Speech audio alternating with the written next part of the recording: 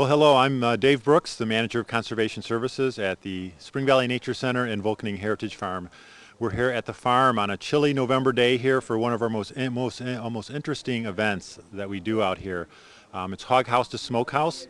It is probably our most real demonstration of farming lifestyles from the Schaumburg area, where we show how people put meat on their tables, how they raised livestock and made use of them very efficiently to feed their families throughout the year. So there's lots to see there. It's not a big crowd today on a chilly day, but there is plenty to see, and it's all very fascinating.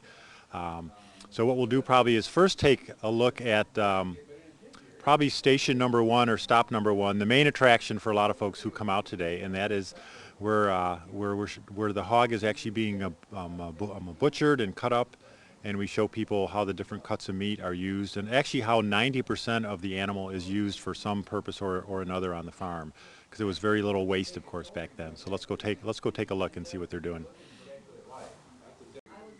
All right, we are here in the hog workshop, I guess, if you want to call it that, for today, with John Keister, who was our operations coordinator here at the Heritage Farm up until a few months back. He's now working at another site out in St. Charles, but he was willing to come back and help us out today because he is the hog butchering expert. And so we wanted to make sure we can get him back to do this right. We've always prided ourselves on putting on a quality program that's done very authentically and also very respectfully too, and and showing how the animal was used. And so we're glad John was able to come back and help us out here. But John, maybe you could give a quick rundown on what you guys have done so far here with the hog. So. Sure. Well, we started to block the hog out, so we're making cuts now at this point. We have one side that's still left that we haven't started on. The other side is almost finished. This is our last piece, and this is a ham. This is probably the biggest ham most of our viewers have ever seen, about a 45 pound ham, I would guess. But all I have left is to take the top joint off, take the pig's foot off, basically, and this will be ready to go. It's been blocked out and cut so that it will hold salt, so it can be cured, and it will go to the smokehouse to be cured and be ready to go then. So. All right, and yeah, we'll be stopping by the smokehouse too. But how long of a process from butchering the animal to then being actually a finished food product in the smokehouse? How long did that typically take? Sure. Well, butchering itself is usually a 2-day event, at least 2 days, because you have to scald and scrape the hair off of the animal first, and then it has to be able to cool before you can do this section, the blocking. So we actually started this pig Friday. We scalded and scraped and gutted the animal then, and then today we're blocking it out. And parts of this animal are edible now. We're actually already cooking some of it. The softer meats, the tenderloin, the ribs, things like that.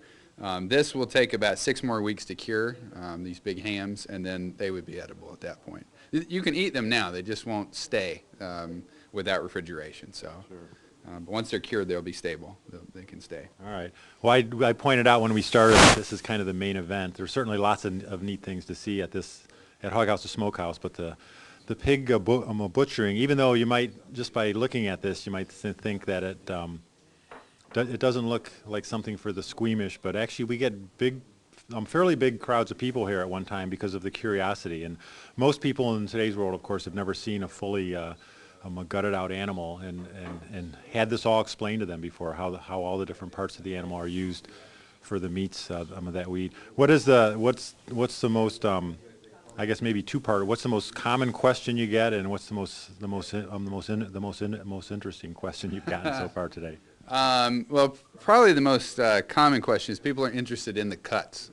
They've heard of a ham, they've heard of tenderloins or pork chops or bacon, and they want to know where that comes from. And so with these sides, we can actually demonstrate that really well, I think, that you can see where the cuts come from and how they come apart, which is pretty systematic, actually. We're not just hacking them apart. There's a real process to it. I don't know. As far as the most interesting question, I don't know. That's a good one. There are lots of questions about how we cure the animal, and I tried to let the people over at the Smokehouse answer some of those. Okay. But people want to know where the pig came from and how old it was. That's the other thing. And these pigs, we're all born here. We butcher our own hogs, and typically about 6 or 8 months old is the point at which we do it. This was about an 8-month-old pig. So. And this animal is what, probably a couple 100 pounds when it was? It was done? about 250 pounds, yeah. Just about perfect for what we're doing. We try to time them, obviously, so that they're the right size. But it'd be maybe just a touch large for most production hogs today. They want about 220 pounds. But anything under 300 is reasonable. So a 300-pound pig is just a lot of work to butcher. The heavier they are, the more work it is. So. Okay, well, we know this is a lot of work too, and we appreciate you coming back to help us out with this. So, Great. All right, we'll go take a look at some of the other things going on here too, and see what happens to the parts of the pig when they leave the shop here. Well, we're actually still in the workshop here, but I wanted to stop here to take a look at what Dick Ruffalo, one of our longtime volunteers, is doing here. But you're basically taking, are these kind of the I'm taking what might have become waste and I'm making it into something that's going to be good. I'm cutting up the fat that we can render for lard. Lard was their major lubricant. It was their major shortening. It was really the only thing they had. They didn't use oils like we do. And I'm taking the meat, which is rather small pieces, which would have been very difficult to utilize, and we're going to make it into sausage. So we're saving just about everything but the oink here, and we're using the intestine of this animal. When we get this stuff ground up, it'll go back into the intestines of the animal, and that'll be pork sausage. So just as John has been saying all along, we're using everything that we can, and the result will be that almost everything but the oink is going to go into somebody's stomach at some point in time. Well, let's go. We'll go to the Smokehouse and go see how sausage is made. In spite of the fact that there's an old saying that says that politics and sausage making are two things that you don't want to learn too much about. So, but here we go against that old adage. Stuff going in ours. Oh yeah.